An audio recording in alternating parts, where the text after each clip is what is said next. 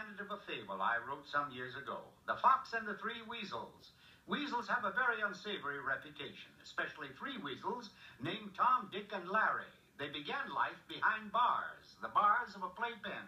We have got to break out of here. Yeah, I'm getting stir crazy, see? I lost my pacifier. That night, when all was still, a rattle with a serrated edge was brought out.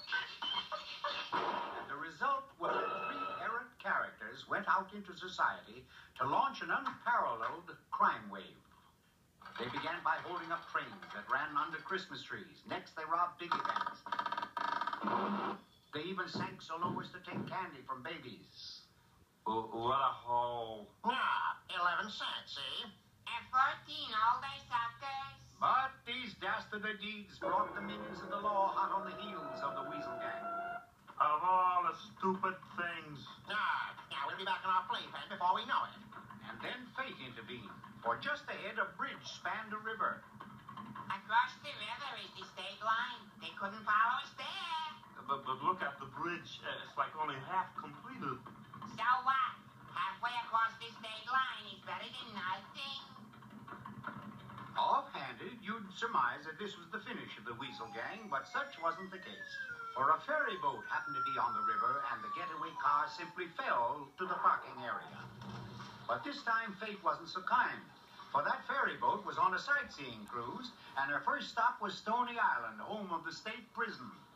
Naturally, the newspapers played it up big, and one of the periodicals came to the attention of Tycoon J. Fox, the canned soup millionaire.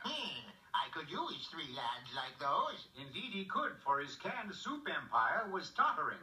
Sorry, TJ, but there's no market for chocolate soup. No, Chief. It isn't the alphabet soup the customers object to. It's what the letters spell out when they pour it. Maybe it's our advertising, boss. I mean, a motto that says, it's what they drank on the Titanic. My only salvation lies in winning the annual new soup contest. I've got to come up with a new soup. And then one day an old janitor who had once washed windows in Tibet swept his way into the Fox's office. What's this, Bromington? Your resignation? No, Mr. Fox, that's an ancient recipe. It shows you how to make the soup of the 7 moons. Fox knew a winner when he saw one. There was just one hitch. In order to make this soup, you must get the sprout of a has-been and the pollen from a wallflower. The only way to get them is to steal them. That's where the Weasel Gang came in. The next morning, the Fox paid a visit to their cell. Then you'll get those ingredients for me. Oh, sure, but how could we do it from in here? Now, wise guy, nobody's ever busted out of Stony Island. Oh, no? The guards are eating soup for dinner. My soup. At 6 that evening, the lights came on and the guards went out from eating Fox's soup. The weasels and their benefactor walked to freedom. All right, boys, get going. I have to have that soup by tomorrow morning. The gang did their work well. They returned with their sack full and dumped the contents into a large vat. Now, leave me alone. I've got work to do. The new soup contest was practically over by the time the Fox arrived with his vat, and the judges were about to announce the winner. No, do it. Don't say a word until you've tasted this. That's where Tycoon J. Fox made his mistake. The judge took one small sip and immediately turned blue. My stars! Look what's in that vat.